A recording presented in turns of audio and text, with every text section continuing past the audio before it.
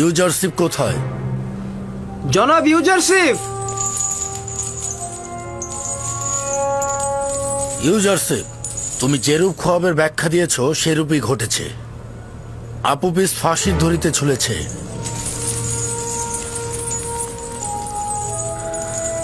জানতাম।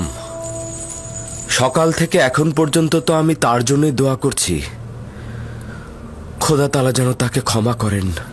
ইরানুস আজাদ পেয়েছে এবং আমেনহোতেবের রাজমহলে সে পূর্বের পেশায় ফিরে গেছে। খোয়াবের এরকম সূক্ষ্ম ব্যাখ্যা কি করে সম্ভব হয়? ব্যাখ্যা বা পূর্বকথন নিজের অনুমান ও ধারণা মাত্র। ইরানুস ও আপুপিসের স্বপ্নের ব্যাখ্যা, হাকিকত ও বাতেন স্বয়ং খোদা তাআলা আমার কাছে প্রকাশ করেছে, নিজে থেকে কিছু বলিনি।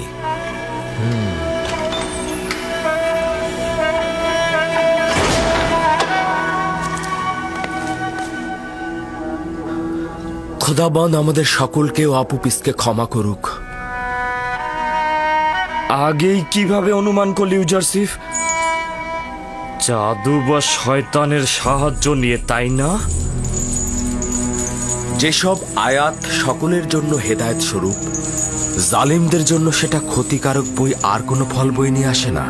জালিম তুই নিজে, জাদুকর ও মন্ত্রজ্ঞানী।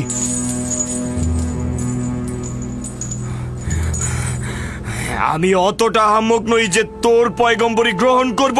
তুই হচ্ছিস তুই একটা জ্যোতিষী, তুই একটা জাদুকর, তুই একটা জাদুকর ছাড়া কিছুই না।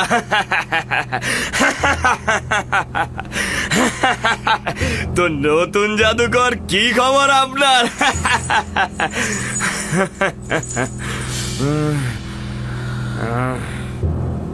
কত বছর বন্দী থাকার আদেশ প্রাপ্ত হয়েছে? কিয়ামত। চাবিরা ভুলে যাওয়া গৃহ, অত সহজে এখান থেকে কেউ নাজাত পায় না। শোনো নিনিফার, তুমি খুব দ্রুত এই কারাগার থেকে আজাদ পাবে। কি বললে? আশা করছি কারাগার থেকে তোমার এই আজাদি তোমাকে শয়তানের বন্ধনী থেকে মুক্ত করতে সাহায্য করবে। তোমরা শুনেছ ও কি বলল? আশা করছি ইউজারশিপের এই কথার হাকিকত যেন না হয় এবং তুই কিয়ামত পর্যন্ত কারাগারে থাকবি। যদি এই ভবিষ্যৎবাণীর ক্ষুদ্রতম অংশ ফলে যায় তবে তোর প্রতি ঈমান আনবো, আর যদি না হয় তবে ভাববো তুই শুধুমাত্র একজন জাদুকর ও জ্যোতিষ। মৃত ব্যক্তিগণ শুনতে পান না। হকের পায়গাম ও সত্যের কালাম তাদের কর্ণকুহর দিয়ে অন্তরে প্রবেশ করে না। আর কখনো যদি হকের আওয়াজ শুনতেও পায়, হয় তাকে অস্বীকার করবে, নয়তোবা মিথ্যা প্রমাণ করতে একেবারে উঠে পড়ে লাগবে। এসো আপুপিসের আত্মার মাগফিরাত কামনা করে খোদাবন্দের কাছে দোয়া করি।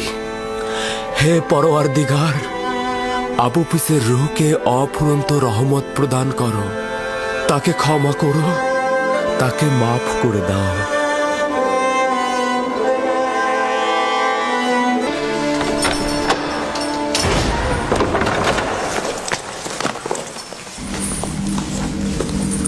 নিনিফার কোপ্তা, তুমি আজাদ হয়েছ।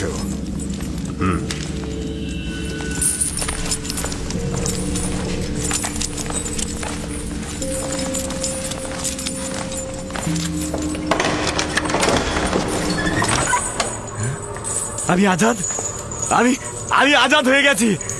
আমি আজাদ হয়ে গেছি। আমি আজাদ হয়ে গেছি। ইউজারশিপ, তুমি মিশরের সবচেয়ে বড় জাদুকর, তুমি সবচাইতে বড় জ্যোতিষী, তুমি জাদুকর।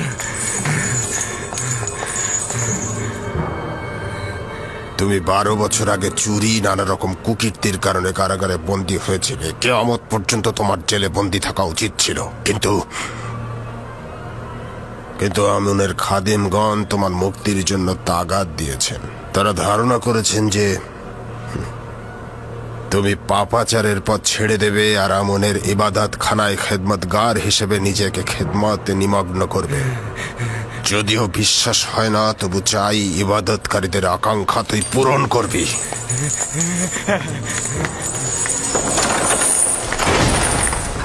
আবারও ইউজারসিফের কথা সত্যি হলো। তার প্রতি আমার দিন দিন ঈমান ও সংকল্প বেড়েই চলেছে।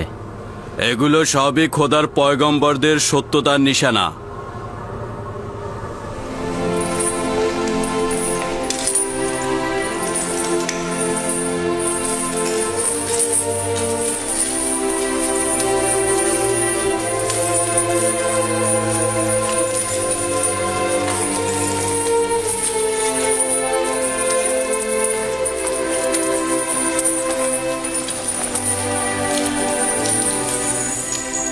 হে খোদার নবী, আমাদেরকে ওয়াজ নাসিহত করবেন না? কখনো কখনো আম্বিয়া একরাম কিছু মানুষও হেদায়েত প্রদানে সক্ষম হন না।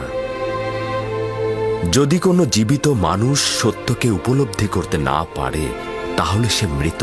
তখন সে সত্যকে উপহাস করবে, তখন সেই প্রমাণিত সত্যকেই সে মিথ্যায় রূপান্তরিত করবে।